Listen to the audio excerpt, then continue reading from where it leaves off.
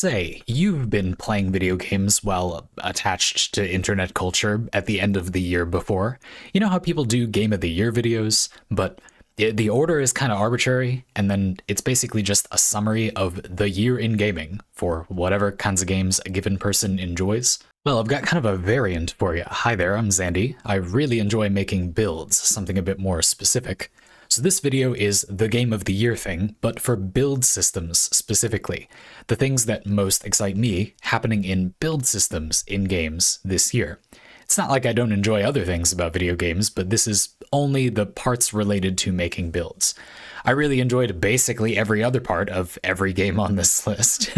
A lot of good action, of course, but some particularly good stories alongside those build systems. It's not like the gameplay is so separate from the part where you make builds. If the game is to be good, they'll need to be in concert. But, I mean, this looks fun, right? And the build system that I used to make that build, well, it was a lot of fun too. I tried to do build systems of the year or whatever last year too, and it was hard. This is a difficult topic to summarize. But hey, if something catches your attention, I can do my best to go into more detail in future videos. All right, let's get going. 2 honorable mentions this year. Well, the first one you've seen already. I absolutely love Baldur's Gate 3 so far, but it is long. I am on 3 different playthroughs, count them 3, simultaneously, because my social life is as build-crafted as the rest of me. And I want to know how the later levels feel for myself before talking about this game more. One of the central build decisions of the Dungeons & Dragons source material that this game is based on is the idea that when you level up, you can choose to either keep progressing in your current class, or you can multi-class, taking a level in another class, and instead not leveling up in the class you are already in. So you see I'm a Barbarian level 1 now, and when I level up, I can be Barbarian level 2, or I can become a Barbarian level 1 and some other class level 1. Let's do a monk for whatever reason. On that note, one could just play D&D. This is often exactly the same, but this game makes it really easy to play D&D, and that's not always easy. You can test out builds more or less like they would be in D&D more easily if you wanted to think of it that way. And they made some really amazing balance changes that add a lot of fun to some subclasses. So credit where credit is due, even if you viewed this as merely a bizarre expansion to D&D which already existed, I would have no trouble recommending Baldur's Gate 3, but no more in this year's video. Yes, it's obviously quite delightful. I'll have more to say about this one in the future. Honorable mention number 2 is Limbus Company. This is a more normal honorable mention. It scores very high for me, but well, positives first. It gets you in there, making teams and fiddling with passives and stuff fairly early on. I like how over the course of a fight or a longer dungeon run, you're building up resources with each attack you use, which activate your team's various passives, and that means your team build kind of has a speed, like things come online over time or only at certain times throughout the fight. It's a very interesting idea. Of course, mixing and matching character identities and egos is very cool. I enjoy simple parts that combine into complex systems, and most stuff in Limbus Company is doing multiple things at once, so even if you make a team that is as focused as possible on single actions, let's say charge or poise, it's quite difficult to not have the team do a little splash of something else, and I think that can be really fun. Weirdly, a lot of games have added some sort of mini roguelike gameplay loop in the past few years, and I think that's, yes, good, please keep doing that. A different and often complementary flavor of build making right inside a game can be really, really fun. And Limbus Company's is nicely challenging and has its own build-around features, ego gifts, and the rewards are absolutely insane. This is kind of the game's weekly content. And all of that is just nice and lightweight. I could have finished dailies in the time it took to tell you this stuff. The best recommendation I have here is that you probably have time for this game. You can hang out and enjoy it with only a very small time commitment, aside from the occasional long but awesome story chapter releases. That being said, I do think the depth of the build system is a little shaky at times. You could say the balance isn't the best. It's not half bad, but some game pieces kind of loom over the game a bit, and it doesn't feel great to have so much harder a time just because you didn't use them. Limbus Company also has a notoriously bad tutorial to the point that I'm even bothering to mention it, and I'm not sure how recommendable this game is without basically me making a proper introduction video about it in the future, I guess I'll do that. And lastly, I haven't found too many more emergent builds. You could say the game makes a lot of reasonable builds rather obvious and straightforward, aside from small personal tweaks you could make. You can still get up to all sorts of mischief in here, and I'm having probably the most fun of my entire career so far, streaming weekly mirror dungeon runs on Twitch with some of you, just using every build we've got and attacking the challenge in a lot of different ways to see how it goes. So I think Limbus Company may be worth a look if you're interested. Okay, this is real now. Those other games were fake best games, and this is now a real existing good stuff game. Well, it's a part of a game. It's Warframe's recent updates. I'm going to show you the companion one. Basically, companions are immortal now, and we've got a ton of powerful new mods for them, with buffs to companion and companion weapon stats, base ability mods on the way. If you like making builds, this opens up a lot of new options all at once, and it's just a great example of game development done in a way that enables more options. But you may already have some questions. I think some background information is useful here. Warframe has changed so much over time that I don't think you even could discuss all of Warframe productively, so I'm saying that this update counts as a sort of major release, at least if you like making builds. How exactly you evaluate something like an ongoing game for a series of discussions about like good experiences in build making is kind of up for debate anyway, so I'm saying that updates can count. And I've just rarely seen a game unlock so much potential with a single update. Companions in Warframe, right? They're pets that murder stuff with you. They massively improve your ability to pick up loot, see enemies and such on the minimap.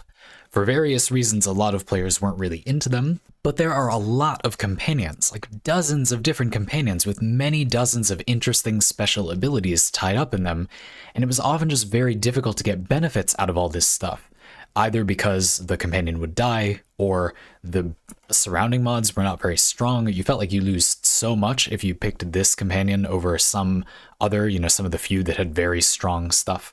That's more or less the whole purpose of balance in most games, just making the various choices available close enough in effectiveness that most players will consider them worth trying so they can have fun with them without losing out on too much. So that's not all fixed now, but what a difference a few changes have made. First is immortality.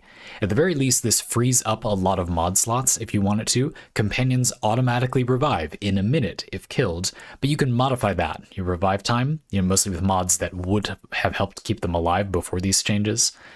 And obviously, if most players didn't want to use companions because they're automated and they die all the time, making them never permanently die is a fine way to address that. But I really like how this way of addressing the issue still provides things to build around. For example, just back there, you saw that you can still revive non-sentinel companions. My Kavat went down and I was able to revive it. You just don't have to revive them. They'll get up on their own after a minute or so if you don't. And if you keep your companion alive longer, one way or another, that's like more uptime or more uses for its abilities. And some of the revive reduction time mods are quite strong. It's not just that they were changed. A whole pattern with recent updates in Warframe is that balancing has gotten much better out of the gate and much more aggressive too. I heard they did some work on their playtesting process, and one way or another I sure feel that. New things come out generally more powerful, but still mostly very well balanced too, which means more good options and less going back to complete things, leaving the player overwhelmed by too many small changes. Instead, they feel, like they were well playtested. Speaking of which, there are the new mods, over a dozen new mods with Bond in their name. But unlike other mods that share a name, like Vitality or Intensify variants, the Bond mods are not at all mutually exclusive. You could just put as many of them as you want on a build. And that's the thing, lots of these effects are great and all, but the big thing for me is that we get a ton of them at the same time. That might seem bad to some people. It probably is for some types of players, but there's no point in having to choose which mods to equip if there's only one or two obviously very strong new mods at a time. You just grind those out, level them up, and put them on. I would argue there's no point to the modding part of the system in that case. That's fine, but it's just a normal progression mechanic. Either you would prefer to not have to deal with modding at all, which again is perfectly valid, but I'm not sure that's what Warframe is trying to do, or the modding ought to matter. And by adding a lot of mods at once, you have a lot of options and you can, do the thing that modding can do. Make choices that actually give you different results according to your preferences. Needing to technically make a choice which doesn't actually matter is the worst, and tons of mods at once help prevent that. I'd like to show you a few of the bond mods specifically, just a couple highlights. Seismic Bond has a lot of text on it, but the part I want to draw your attention to is that damage dealt by your companion gives you ability efficiency up to 30% with full stacks. The theme of a lot of the bond mods is cooperation between your Warframe and your companion, and so a lot of these can empower other parts of your loadout, even if you aren't particularly interested in your companion's damage, though this update might change that. Speaking of which, Duplex Bond, your companion clones itself up to 3 times. They don't use abilities, which includes precepts like the companion's ability mods, but they can still attack for full damage, and their kills have a 50% chance of dropping energy orbs. If you can get your companion to do significant damage, this is devastating. You can copy the damage several times over. Tenacious Bond, a significant critical damage multiplier for your frame's weapons. It says your companion's crit chance needs to be over 50%, which is easily achieved by Kavats, among other options, if you just put the crit chance mod on them. Manifold Bond, you can spam your companion's precept abilities by killing enemies with 3 or more unique status effects, and if you and your companion cooperate and both attack enemies, and you've built those weapons to complement each other, it's quite possible for every single enemy that dies to your direct damage to have 3 or more status effects. One of the best uses of companion weapons is status affecting. I've got way more I'd like to do with these, but for now, that's Warframe's juicy companion build system update. Here's to many more like it. And again, I want to emphasize that another part of this nomination or recommendation is that Warframe's updates generally have, I think, really improved lately. Hats off, that's been excellent. I'm looking forward to more of them. Next up is Arknights, which didn't come out this year. This is just when I played it. But I think this is noteworthy partly in the same trend as Limbus Company, a game that's manageable to keep up with, where you can constantly enjoy fiddling around with new builds. I added 2 new ongoing games this year, Limbus Company and Arknights, and I get to make way more builds keeping up with them, and delightfully, that was no problem at all for my schedule. You've got your combining simple individual pieces into a team that gains emergent complexity, that thing. Each individual operator has your choice of 2 to 3 skills, and you only bring 1 to each combat, and your choice of maybe 2, usually only 1 passive. So the individual pieces are not super complex, but they can combine into highly synergistic interlocking teams. I think Arknights also falls into only make builds territory. Actually using your build usually requires almost no physical or mechanical skill, so if you want a game that heavily emphasizes your strategic thinking and removes almost everything else, this is doing that, and in a different way than a turn-based game might. Sometimes I'll bring a team I've previously designed for some specific purpose. For example, I'm quite fond of this, I call it a scouting team that I showed you a minute ago. This is for hard content I've never played before, so it has no dedicated healers. I don't know who I'm going to need to heal. And it has no dedicated arts damage dealer because something how physical damage is calculated is better, and I don't know what the enemies will be like. I'm just gonna roll with the punches and airdrop in whatever I need. And then other times I might make a team specifically for the exact mission I'm playing against. I don't remember what this was for, but this is the slot I use for that. You know, it might be specifically based on what the map is structured like. In this example, you can see the map has some very defined lanes, like really straight lines, and then a couple of healing paths. So I can build a team based on what I saw on that map to be particularly strong with the various aspects of that terrain. Maybe a character that has a flamethrower style attack, or someone who's very vulnerable but does a lot of damage, and I'll put them on that health regen pad. You get the idea. Yet other times I'll just make something new and try it for fun. You can do a lot of playstyle expression based on the composition of your squad. So Vanguards, for example, speed up your deployment by giving you additional deployment points, and it's normal to take a few of them to each mission, but you don't have to, and you don't have to run only a few. 2 or 3 is common, but you could do more or less and decide how you want to use that part of your squad later on. You could run 2 kind of mini squads, you know, a couple of guards, a healer, and just switch between them. One half dies, you put in the other. Or just build around a certain status effect or even a unit type. A few more odds and ends. You've got auto deploy, which can easily progress your account when you don't have much time. You can enjoy working through more engaging missions when you actually do have time. This is a weird thing to praise, right? Grinding resources has nothing to do with making builds directly, but in practice, almost all current games that feature interesting build systems do make you grind materials for them, and this auto-deploy feature more or less deletes the time requirement from that part, which I think is wonderful, but only because it's bad to begin with. You see what I mean? But I still think it's a very good thing to have. And it's hard to even show you this, but there are so many free operators. There are probably close to 50 or so really good, pretty interesting free units. If I scroll back enough, I should get a whole chunk that's just when I discovered a bunch of the different free operators that are from operations I hadn't been playing the game for. You can see there's a whole bunch of units in here I haven't even touched that the game just handed me for free. They're perfectly interesting, useful, powerful units. I've just never played a game with so many options like this where you get like many teams on top of each other worth of free, powerful, interesting options to play with. One particular highlight is that Arknights allows you to more or less play through past events. So if you weren't here for some of these events, for example, they came with a free operator and you can still get those. You can just go back through all of them. In a way, this means that my praise toward Arknights really isn't specific to when it came out or, just the game overall. It's really Arknights 4 years in or whatever it is now, because you now get so many free awesome units when you start the game. So that's my pitch. Somewhat high difficulty that will reward the powerful strategies you come up with, a gigantic roster of effective characters for free, very little of your personal time required to progress, except when you want to spend some more time. It's another game that has an excellent and very fleshed out mini roguelike game inside of it. I'm just showing you a quick snippet of that now, but you could do a whole thing on that. I just think it's a good time, and you may just be able to fit it in alongside all of the other great games out there.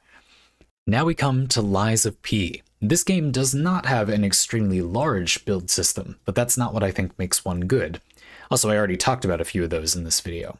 There are lots of powerful options, so you have quite a bit of freedom without losing out on power, and Lies of P makes it very easy to change your build, gently encouraging you to do so in a few ways.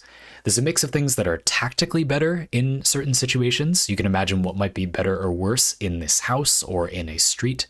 There are hard-coded enemy weaknesses, like damage-type weaknesses, but also different status effects you can inflict that are relatively straightforwardly good against various types of enemies if you need the help. And you also simply unlock new stuff fairly often, and you can usually switch between it for low or no cost. One highlight for me was the weapon crafting system. This allows you to kind of use at least part of any weapon you find. What you're seeing here is that you can tear apart any weapon you get into its handle and its strike part. The strike part is kind of its speed or its reach, also its damage types, and one of two chargeable special moves. They're called Fable Arts. And then the handle is the move set, what stats the weapon scales with, and another of the two Fable Arts. And you can mix and match those as much as you want at any checkpoint without going back to base or whatever for no cost. You can rip the weapons apart and recombine them as often as you want, try a combination, rip it apart and try something else as much as you want. Ooh, I had so much fun with that. Basically, the reason I have Lies of P in here is that it does a good job with the basics of fun build making, where other games might have more flashy systems but lack those fundamentals. And Lies of P isn't really all about making builds, yet it does that stuff better than some other games I've played. It really gets you making builds too, which I find is rare, specifically changing your build for low or no cost to fit the situation, or you're changing tastes. Just a cool new thing you've unlocked.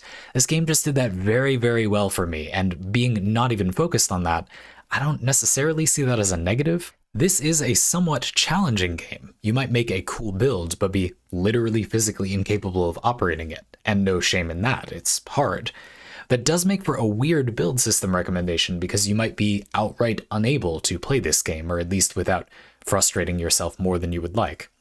But in a way, that's what impressed me. I think Lies of P is a good example of how a well-made build system can benefit a game not entirely focused on that. I bet a lot of people had fun with this stuff and wouldn't say they specifically like making builds. No, I think that's incredible. There's a variety of design space and build directions in the passive tree as well. This is an interesting format. You can see that there are kind of major nodes, and you have to unlock them by filling up a number of minor slots. So you see here I'm picking from various categories of minor slot boost. But once I've filled one of them with, let's say, an ability-focused perk, I can't pick another ability-focused perk, so it doesn't ask you to spread out a little bit, or there's a little opportunity cost. Like if you want a lot of offensive perks, you can get them, but you need to spread them out across these major perks.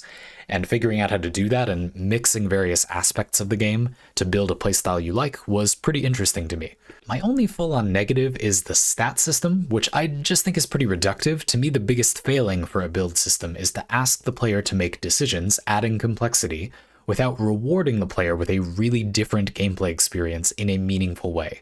Look, basically all the stats have massive diminishing returns here, so specializing doesn't really do anything. Worse still, they probably isn't clear to most players, so I think a lot of people did stack one stat really high and that just stops giving you much of a benefit at a certain point. I mean, I guess specializing works fine at the start of the game. I don't know, I just think you could do more with less here. Still, I found Lies of P pretty satisfying, especially if you want to make builds fairly often. Keep in mind, I kind of said this before, but at the end of the day, it's a challenging game that rewards methodically dueling your opponents or biding your time and exploding them with combos at the right moment. Unlike many games with robust build systems, this game is somewhat physically demanding. You can't completely overpower the difficulty just by making a powerful build. This game isn't about that, but like you kind of can. You can still approach fights in a lot of ways. For example, I barely parried anything. I may have parried a boss attack like once or twice. I'm not at all trying to brag. I'm not especially skilled. You can see I'm using incredibly safe tactics like this explosive corrosive mine putty to get through the fights, but that is not what you will hear most other people say online. You'll hear them say that you must parry, and that is just not true. But that is a very different way to play that certainly also works if you'd prefer that approach. Anyway, as you can see, you've got a few options. You don't need to just get good and practice and learn the timing for attacks if you don't want to. Being able to adapt your equipment and create a little mini strategy for tougher enemies or bosses goes a long way toward making that work. And I thought that was an awesome build making experience. I would also like to talk with you for a minute about my year playing games generally. One of my themes this year was to play more games, partly just because that sounds fun, right? And partly to find more good example build systems to discuss for videos. And I would say that I mostly failed. I played a lot of amazing games this year, and I did play with a lot of wonderful build systems. Some I don't have footage of too, like I'd say Tears of the Kingdom feels at least very similar to having a build system. I finally started Nier Automata after, what's that, like 8 years or something? But this was the year that I realized that if we're gonna keep doing this, we need better build systems, more games about making builds. So many games just take way too long to get to a state where they do arguably have interesting choices to make, and even then it's rarely the focus. That's okay. Again, it's just that what we have are mostly games where builds are a secondary thing, or just the result of the game giving you more stuff you don't absolutely need for rewards. I'd probably be less down on that if we had more games that weren't like that too, and you can kind of see that in my nominations for this year. I mostly recommended things you can get to the build making part pretty quickly. Anyway, no sense sitting here complaining about it. I can't think of anyone else that can do anything about this but us. So, as of now, my new goal here is to change the way build systems exist in gaming. I will find a way to populate the world with some games that are really all about making builds, and improve build systems in other games in the process. With your help, we can only succeed. It'll be a lot of work, but I think it's also going to be a lot of fun, too. My first step is to consistently discuss these topics in my videos, and then it seems to me that we'll have to get into making games of our own. So that means my first priority in 2024 is to get you videos every single week. Now, I need financial support to make that possible, but what I'd like to ask you to do is just to think about that for the next few months. Watch me and decide what you think. If you like what I've delivered a couple months from now, then I'll gratefully accept your support. If, and only if, you have income of your own. We want more people with enough money here. Thank you, by the way, to those of you who already fund my work. Now, not to be all doom and gloom, it's not like we have to change an entire industry all by ourselves. I do think there are some promising developments. We're starting to see more and more lightweight games that acknowledge the crowded gaming market and don't take up too much of your time. So when those games do have build systems, they end up cutting what isn't necessary, and the result is often great. And yeah, also roguelikes. The roguelike style game modes. I've played quite a few games this year that took the popularity of an arcade style upgrades as you go, reset when you die gameplay loop, and simply put that into their existing game. So while those things aren't directly about making builds, they certainly help. They did result in me making a lot more builds than previous years. And in that sense, perhaps I didn't miss my theme to play more games as badly as I thought. And as for my work, this was my first full year of covering build systems in game design generally, instead of only in Warframe. I think I learned more about my tastes and how all of you think about games more than I ever have or will again this year. So thank you for joining me so far. Glad to have you aboard. Stick around for more. Now, let's see where we're off to next.